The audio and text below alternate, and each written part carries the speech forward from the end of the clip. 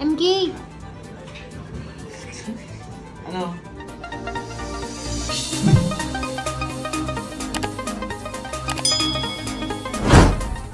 Hello! Andito tayo ngayon sa shop ni MK.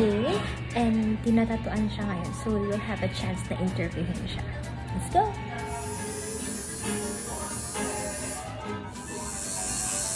MK! Ito artist to. Pero siya ngayon yung tinatatuan. RB! Yan si RB. Mag-wave ka. Si RB. Tropa din yan. Ako nagturo sa kanya kung paano magtato. Kung ano yung mga proper, ganyan, mga kaartihan. Yan. Pero marunong na siya. Magaling na. Marunong na siya. Kaya yan. Ano yung feeling na ikaw yung tinatatuan? Masakit. Ouch! Mas masakit pa yung, pero mas masakit pa rin yung yung pag-ibig. Aray! Aray! Naku! Siyempre, masakit. Para sa'yo, saan sa halos lahat naman ng katawan mo meron ng tattoo? Saan yung pinaka-masakit talaga? Sa tagiliran.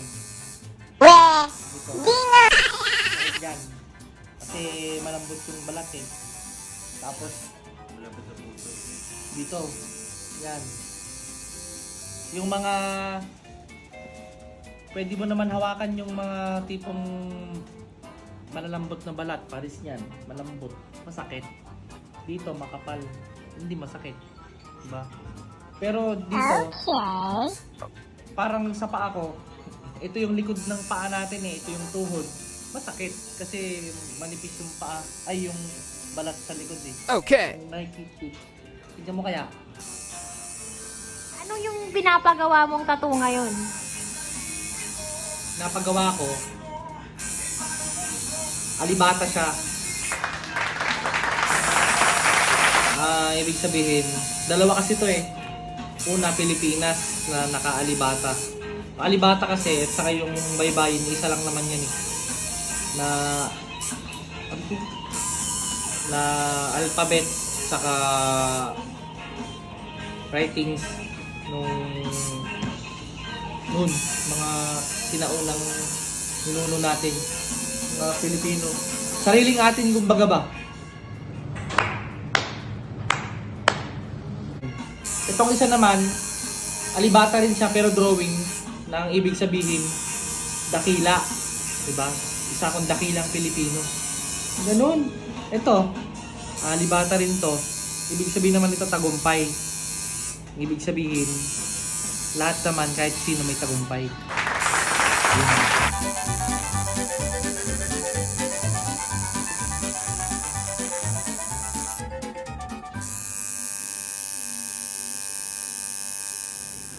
Kailan ka nag-start mag-tattoo? Mahina ako sa mat eh. Nag-start ako noong 2008. Di ilan na. Lagpas 10 taon na. Diba? Mga ano na yata? 15 years na? Tama ba? 11? O di malapit daw 15 years. Gago! Tanga! Inutil! Tarantado! Nag-posted hindi. Malapit na mag-15. Taka mo. Birthday ko, niregaluhan ako ng nanay ko ng makina saka machine. Kasi dati, yung nanay ko kasi sundalo. Teacher pa. Sundalo siya teacher siya sa kampo ng mga sundalo. Eh di sundalo rin siya. Hindi, sundalo talaga siya pero ano siya sa education. Tapos yung tatay ko sundalo din. Ayaw nila sa tattoo dati. Tapos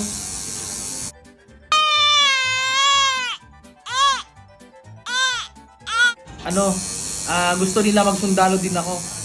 Stop kumain. Stop kaya kumain, hindi ko na sundalo. Di pag namatay ako, di wala na. it like Miley. Kaya nung pinasok ako ng military, nag-ano ako mag-PMA ako. Tapos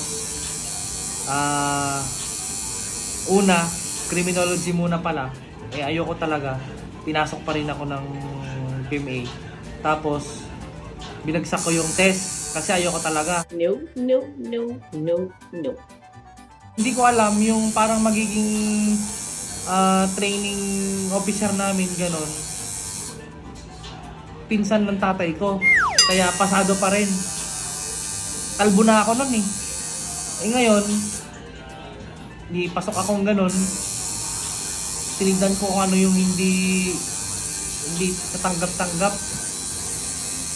Hindi pala pwede yung tato. Tato ako. O, di yun. Ito yung unang tato ko yan, no. Yan. Yan. Ano ba yan? Ha? May cancer na butterfly. Sabi ko kasi doon, pagpapatato ako kahit ano. Tinatuan ba naman ako ng butterfly? Oo. Syempre, kahit ano sabi ko eh.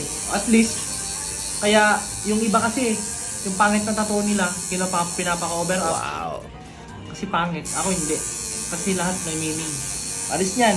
Yan ang dahilan kung bakit di ako nakapasok sa military service. Pero ngayon, marami na akong tattoo. Parang gusto ko magsundalo. Huwag mong subukan. Masisira ang buhay mo. At sa huli, ang bayan mo. Oo. Kaso, masakit eh. Anong masasabi mo ngayon? Kasi syempre, artist ka. Marami kang tattoo. Do you think nakakasagabal yan pag nagtrabaho? Hindi! Grabe ko Hindi! Tayo na.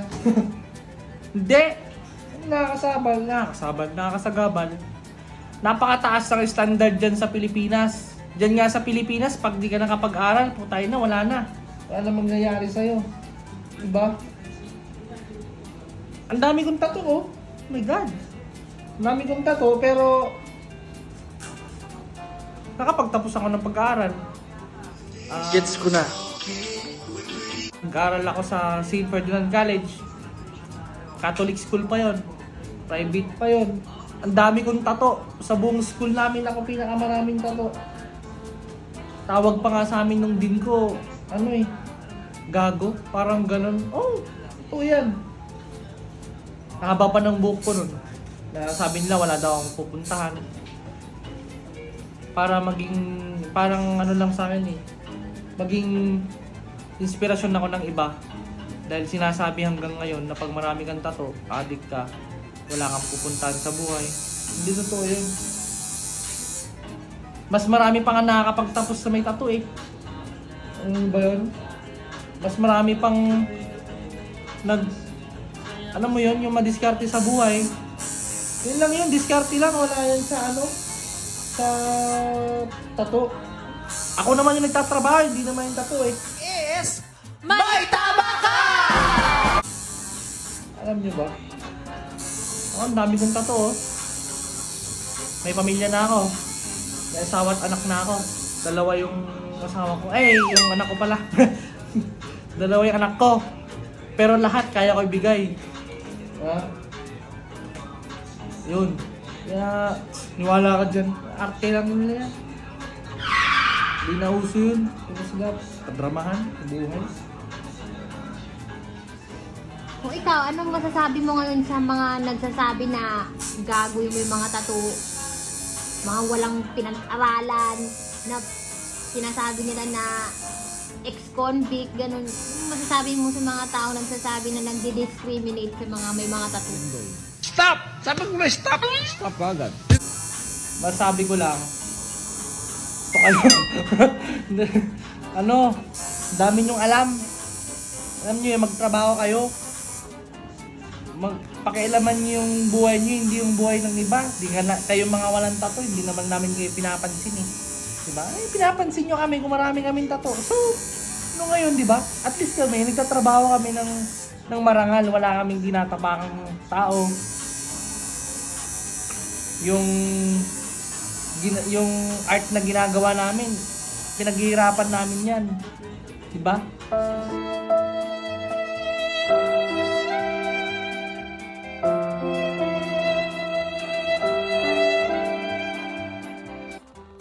Paris yan. Oh, yung pinapagawa ko na yan. Kung magkano yan sa peso? 1,500, 2,000. Kamo na dahil minimum 2,000. Eh malaki-laki to, eh di 5,000. Eh kung tapusin niya to ng 3 oras, di 3 oras may 5,000 na. Di ba? Tapos yung iba walang pag-aaralan, mapupuntahan sa buhay. Ang daming hindi nakapag-aral na magandang buhay. Maraming nakapag-aral na hindi naging magandang buhay nila. Diba? Kaya mas maganda na yung hayaan nyo na kami. Okay na to kami. Basta masaya kami. Hindi kami nakakasagabal ng ibang tao.